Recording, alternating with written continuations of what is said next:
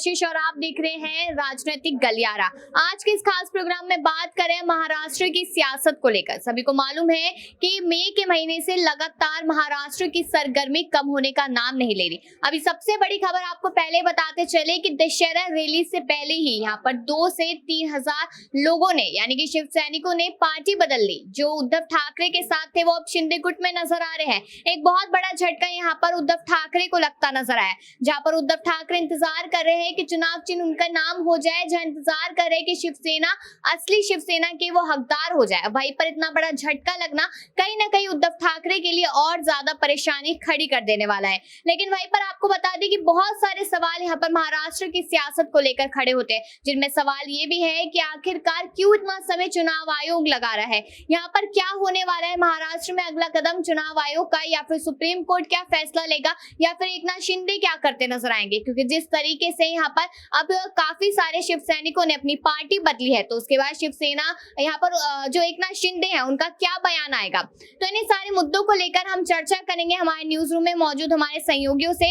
तो सवाल लगातार उठ रहे हैं महाराष्ट्र की सियासत को लेकर। मेरा पहला सवाल दीपक सर से रहेगा। यहाँ पर लगातार हमने देखा कि किस तरीके से एक के बाद एक सवाल सामने आ रहा था महाराष्ट्र में, लेकिन आज जो हुआ, जिस तरीके से देखा कि यहाँ पर लगभग 3 से 4 हजार की संख्या में शिव सैनिकों ने पार्टी बदल दी, और सबसे बड़ी बात कि आदित्य ठाकरे की वर्ली जगह से बदली गई है, तो किस तरीके से एकनाथ शिंदे को फायदा और उद्धव को नुकसान हो सकता है। देखिए, ये पहला मौका नहीं है जब इतने बड़ी संख्या में समर्थकों ने पाला बदला हो। अब दशहरा रैली 5 तारीख की और आज 2 तारीख है, और यहाँ पर जो लगातार खबरें सामने आई थी आज की, और ये लगातार खबरें बनी हुई हैं कि लगातार समर्थक जो है पाला बदल रहे हैं, ना सिर्फ सांसद विधायक बल्कि नगर सेवक और समर्थक भी। मिलिंद नार्वेकर की खबरें सामने आई, और दशहरा रैली से पहले ये सारे बड़े परिवर्तन हो रहे हैं। दूसरा, कैबिनेट विस्तार भी होना है। इस बीच देखना यह है कि कितने और विधायक शिंदे कैंप की तरफ जाते, ताकि उनके कैबिनेट को लेकर भी पदों को सुनिश्चित किया जाए। इस बीच खबरें भी ऐसी सामने आ रही हैं, और महाराष्ट्र में भी एक बहुत बड़ी खबर भी सामने आई थी कि एकनाथ शिंदे को जान से मारने की धमकी भी मिली है। और जो कॉल आया था, जो लेटर आया था, उस लेटर से वो कह रहे कि वो डर बिल्कुल भी नहीं, क्योंकि ऐसी धमकियां पहले ही मिल चुकी है। जो काम करेगा उसको धमकियां मिलेंगी ही मिलेंगी। लेकिन सवाल ये बनता है कि उद्धव ये जानते नहीं थे कि अगर जो बागी विधायक है वो उनका साथ छोड़ देंगे, लेकिन अब तो जानते हैं कि विधायक उनका साथ छोड़ सकते हैं। तो अब भी कोई यहाँ पर संख्या लगातार बढ़ती जा रही है बगावत वाले लोगों की, लगातार हम देख रहे हैं। तो अब यहाँ पर जिस तरीके से जो उद्धव ठाकरे, उन्होंने ये सोचा था कि दशहरा रैली में मुझे शिवाजी पार्क मिल गया, तो और कहा जा रहा है कि काफिला तो ज्यादा एकनाथ शिंदे के पास दिखाई देगा, तो यहाँ पर हार ही नहीं हुई है उद्धव ठाकरे। देखिए, उद्धव ठाकरे की हार पहले भी हुई थी, जब जून के महीने में बगावत हुई थी। फिर उसके बाद जब 164 का समर्थन फ्लोर टेस्ट में मिला शिंदे कैंप को, तब भी हार हुई,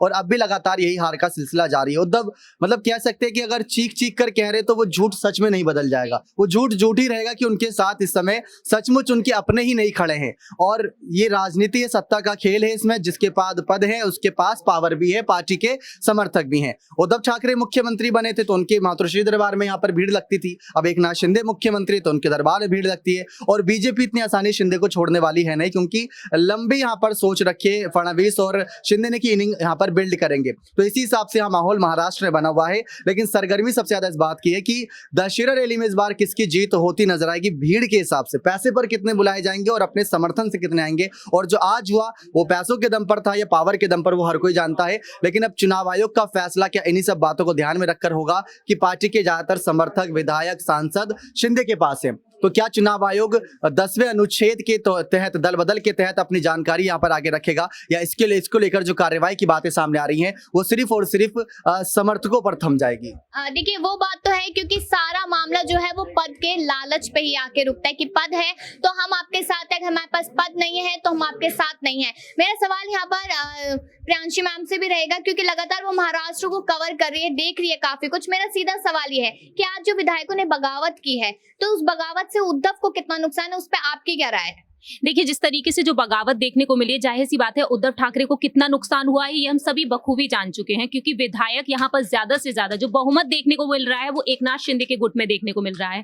पहले तो विधायकों ने बगावत की, इसके बाद पार्षद सांसद शामिल हो गए, बाद में पदाधिकारियों के शामिल होने की खबरें आ रही हैं। और अब देखा जाए तो कहीं ना कहीं उन्हें बेहद बड़ा झटका जब लग सकता है जब शिंदे गुट के समक्ष में फैसला लिया जाता है, उनके पक्ष में फैसला लिया जा सकता है। क्योंकि बहुमत के आधार पर, रूल ऑफ मेजोरिटी के आधार पर चुनाव आयोग यहाँ पर अपना फैसला सुनाएगा। लेकिन दूसरी ही तरफ कशिश जो अलग खबरें जो आई हैं और भी उसके मुताबिक यहाँ पर चंद्रकांत पाटिल ने हाल ही में कहा था कि चुनाव आयोग अपना फैसला सुनाएगा, लेकिन सुप्रीम कोर्ट की तरफ वह रुख भी कर सकता है, क्योंकि इस वक्त देखा जाए चुनाव को लेकर सियासत तेज है, आगामी बीएमसी चुनाव को लेकर, जिन्हें शायद अगले साल भी किया जा सकता है। तो ऐसे में कहीं ना कहीं चुनाव आयोग पहले सुप्रीम कोर्ट की तरफ रुख करेगा। 18 अक्टूबर को अगली सुनवाई होगी और तब फैसला सुनाया जाएगा कि आखिरकार क्या होगा। तो उसके लिहाज से देखा जाए चुनाव आयोग यहाँ पर सुप्रीम कोर्ट से मांग कर सकता है कि कहीं ना कहीं अब यहाँ पर चुनाव चिन्ह को लेकर जो भी वह फैसला लेता है वो आगामी बीएमसी चुनाव को ध्यान में रखते हुए ले, और साथ ही साथ यहाँ पर चुनाव को लेकर चुनाव की तारीखों को बदलने के लिए भी वह मांग कर सकता है। तो यहाँ पर एक सवाल और उठा था कि एकनाथ शिंदे की जो पार्टी है जिसको वो असली शिवसेना के नाम से पुकार रहे,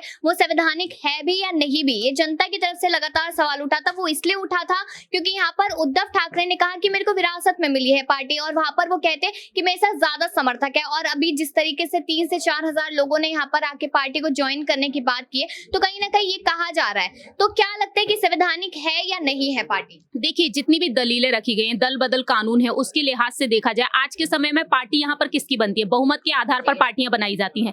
लेकिन शिवसेना को अगर देखा जाए, यहाँ पर देखा जाए तो उद्धव ठाकरे को वाकई में ये पार्टी विरासत में मिली है, तो देखा जाए उनका हक बनता है। लेकिन हम जब भी देख रहे हैं कि यहाँ पर बहुमत के आधार पर पार्टियां बनाई जाती हैं, ऐसा पहली बार तो नहीं हुआ है कशिश कि यहाँ पर कोई पार्टी 2 गुटों में बटी हुई और चुनाव आयोग पहली बार फैसला करेगा। इससे पहले भी कई पार्टियां हैं, कांग्रेस भी 2 गुटों में बटी हुई नजर आई थी। तो कहीं ना कहीं देखा जाए यहाँ पर जिस तरीके से आपने पूछा है कि संवैधानिक है या नहीं है, कपिल सिब्बल जी ने जिस तरीके से बात रखी, जो कानून और जो उन्होंने दलीलें रखी हैं उस पर ध्यान दिया जाए तो कहीं ना कहीं यहाँ पर इसे एक अभय सरकार बताया जाएगा। तो वह कहते हैं कि चुनाव चिन्ह की आपको जरूरत पड़ेगी, आगे आने वाले समय में आप किस लिहाज से चुनाव लड़ेंगे, किसके आधार पर चुनाव लड़ेंगे, वो सवाल खड़े कर रहे हैं। तो या तो आप बीजेपी में विलय हो जाइए या फिर अपनी पार्टी का गठन कर लीजिए। वो सवाल लगातार यही खड़े करते हुए नजर आ रहे हैं। सवाल मेरा ये रहेगा कि जिस तरीके से जब शिवाजी पार्क दिया गया था उद्धव ठाकरे को, तो वो बहुत ज्यादा खुश थे, आदित्य ठाकरे बहुत ज्यादा खुश थे। लेकिन आज जिस तरीके से हमने माहौल देखा भी महाराष्ट्र में, तो क्या माना जा सकता है कि दशहरा रैली यहाँ पर उद्धव ठाकरे की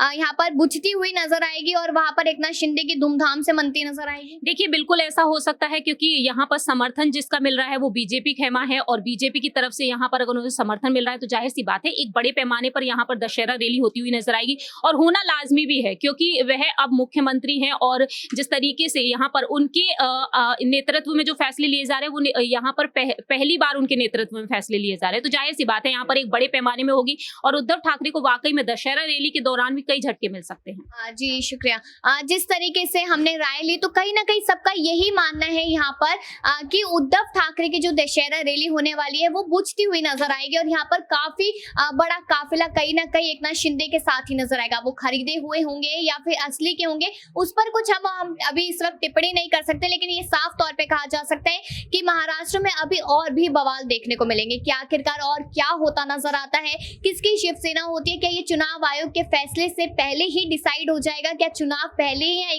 एकनाथ शिंदे अपने हाथों में लेते नजर आएंगे, आखिरकार क्या तस्वीरें होंगी आने वाली इस अक्टूबर के महीने में। अब आपकी क्या राय है कमेंट सेक्शन में जरूर बताइएगा, और बाकी ऐसी खबरों के लिए देखते रहिए नेक्स्ट टाइम।